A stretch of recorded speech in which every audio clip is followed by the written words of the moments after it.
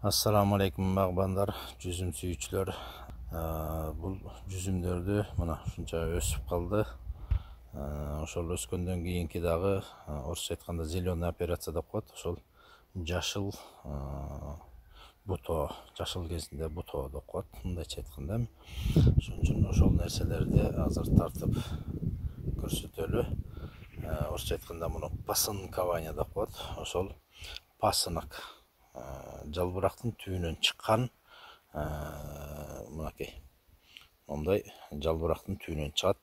Ушуну бүт алышыбыз керек.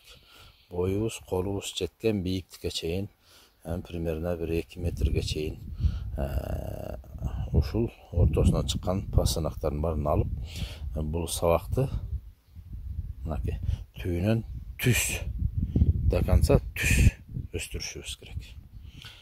Эгерде буларды албай койсок, анда болгон энергиянын баары буларга жумшалат. Мынакей ар биринин түбүндө турат. Мынакей тигине ылдый жагында да турат. Мынакей атайын мен калтырып койдум. Мынакей бир экөөнү калаган баарын алып койдум эле.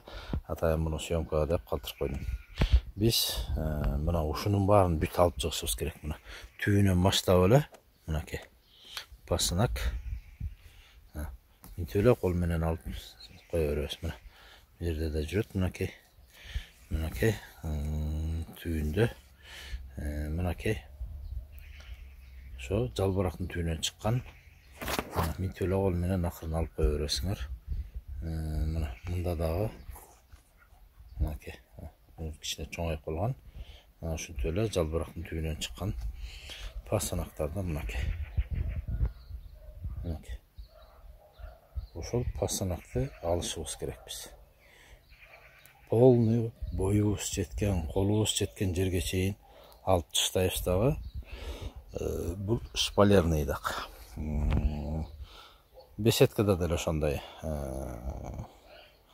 1-2 метрге чукул жерин полный тазалап чыгабыз. Ушул жалбырактын мынакей түбүнөн чыккан жердеги пасыноктордун баарын алабыз. Мынакей биякта алынган жерлер бар. Дагы мынакей мынтип жалбырактын түбүнөн ушулар чыгат. Ушулардын баарын полный алышыбыз керек. Мынакей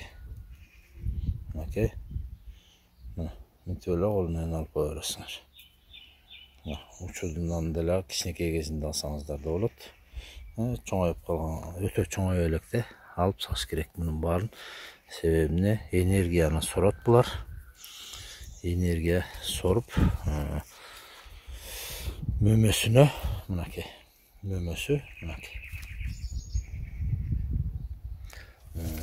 мөмөсүнө энергиянын баары эле кетпей эле ошол пасынокторго кетип мөмөсүнө кичине слабыйраак болуп калат. Ошон үчүн биз ошолордун баарын алып койсок, бул биринчиден, экинчиден пасынокторду алганда бул өйдө түз 3-чү, 4-чү зымга чейин, 2 метрге чейин түп-түз алып чыгабыз. Азыр бул кичине башаламан байланып турат. Себеби дагы могу үстүндө бул зымга жеткенде, могу биринчи зым мынакей бул жерде байланган. Бул биринчи зымы байлангандан кийинки экөөнүн аралыгы 1-25 сантиметр кылсаңар туура болот. Ошондо анан байлайбыз. Себеби муну мынтип мынакей бекитип байлабасак, шамалда мунун түбү деген жумшагыраак болот. Катуу шамал болгондо мунуңар сынып түшүп кала берет. Ошон үчүн биринчи зым 25 сантиметр болот. Ошондо сразу фиксация кылып мынтип байлап коебуз. Ошентип байлагандан кийин анан бул түбү сынбай жакшы кармалат. Анан кийин экинчи зым бул биринчисинен кийинки экинчи зымдын мынакей мунун ортосу где-то 40 сантиметрден кылсаңар болот. 50ден да кылып койсоңор болот, бирок 40 сантиметрден жакшыраак кылсаңар болот экинчи зымы. Анан үчүнчү зымы дагы 40 сантиметр, төртүнчү зымы дагы 40 сантиметр. Анан бешинчисине дагы кылсаңар болот. Же болбосо ошол колуңардын учу жеткен жерге чейин кылсаңар болот.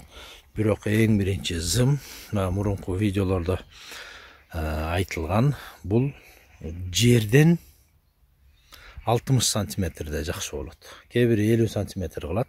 Бирок негизи бийигирээк бир 60 сантиметр, даже 70 кылып койсоңор деле болот. Бирок 70 болгондо үстүңкү акыркы зымыңарга өтө алыс болуп кетет. Ошон үчүн 60 сантиметр бул эң жакшы туура размер. Себеби жер кээ бир жер дөң, кээ бир жери яма болуп калат, чуңкур болуп. Ошого жараса негизи түздөп туруп, түз кылып тиккенде жакшы. Мынакей басынактар мынтип ала бересиңер. Мынакей мынтип өсүп атат. Бул жемчуг саба, бул болсо гурман ранний. Ушундай кыласыңар. Ошон үчүн ошол эки жалбырактын ортосундагы басынактардын баарын бүт алып, колуңар жеткен жерге чейин алыш керек дагы. Анан август айларында өсүү деле ошол 2 метрден ашып кетет. Уже ашып кеткенден кийин ар жактан басынактардан бир экөөнү кой беребиз дагы. Анан чеканка деп коет, ошо учун кесип салабыз, бирок эки басынакты калтырабыз дагы. Учун кескенде рост токтойт, энергия дагы бул жакка кетет. Анан пока басынактар алар өскүчө бул жакта кичине энергияны бул мөмөгө сабагына кетирет. Аны дагы Кудай буйрса өз учуру келгенде тартып чыгарабыз. Эмесе мына бүгүнкү күндөгү ошол айтыла турган нерсе ошол жалбырактын түбүнөн чыккан мына басынакты алып салыш керек. Сразу эле черенокто эле жерге эле сайып эле ушундай кылып дагы өстүрсөңөр болот. Кудай буйрса мына ойгонуп баары мына кичинеден башталып кетип баратат буйрса. Ошол мунун жолу оңой эле. Кичине мындай жерден бир 10-15 сантиметрдей бийигирээк кылып, 10 сантиметр кылсаңар туура эле болот. Ушундай кылып туруп эле анан мына черенокторду эле сайып кое бересиңер. Үстүнө болсо 1 же 2 почкасын калтырасыңар да калганын бүт жерге саяп чыгасыңар. Череноктун узундугу бир 30 сантиметр кылсаңар туура эле болот. 30-40 сантиметр, 50-гө чейин кылсаңар болот. Бирок 50 деле узунураак болуп калат. 30, 35, 40, 30 менен 40-тын ортосундагы череноктор туура болот. Мына ушундай кылып койсоңор да болот. Мынакей меники баягы баклажкада отургузулган жүзүмдүн көчөттөрү, булар өсүп атат. Жакшы акыбалда, мынакей аябай жакшы өсүп атышат. Буларды ошол негизи тияка отургузуш керек эле. Могу кээби тетиги эки бачоктогулардын баарын отургузуш керек болчу. Булар болсо ошол бойдон эле кийин сразу эле көчөт болуп постоянный местосуна тиксе жакшы. Дагы бир айдын ичинде алып барып тиксе уже нормальный болуп калат булар. Аркыларды отургуш керек. Мынакей ушундай кылып дагы көчөттөрдү эмесеңер болот. Муну болсо үйдөн мурун алып чыгып атканда 2 күн эртең менен чыгарасыңар.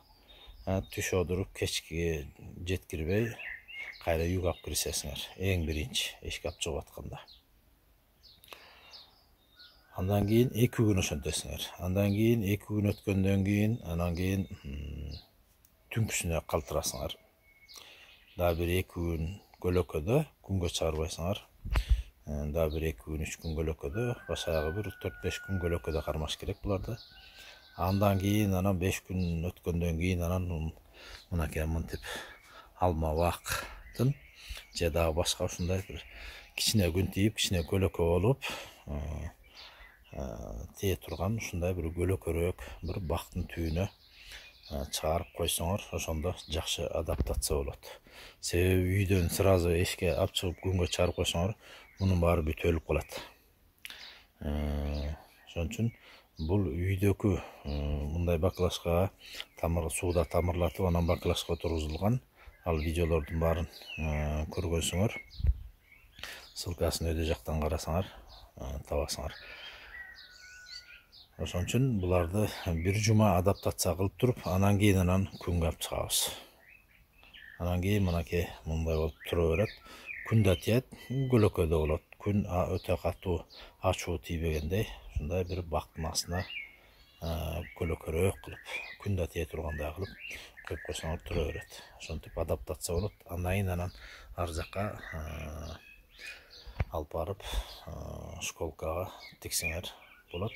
Же болбосо мындай бакалашка бирден даяр турат. Мунун тамыры мына түбүндө кээ бириники агарып көрүнүп турат.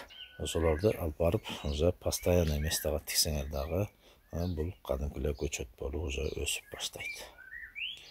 Мына ушундай кылып тиксеңер да болот.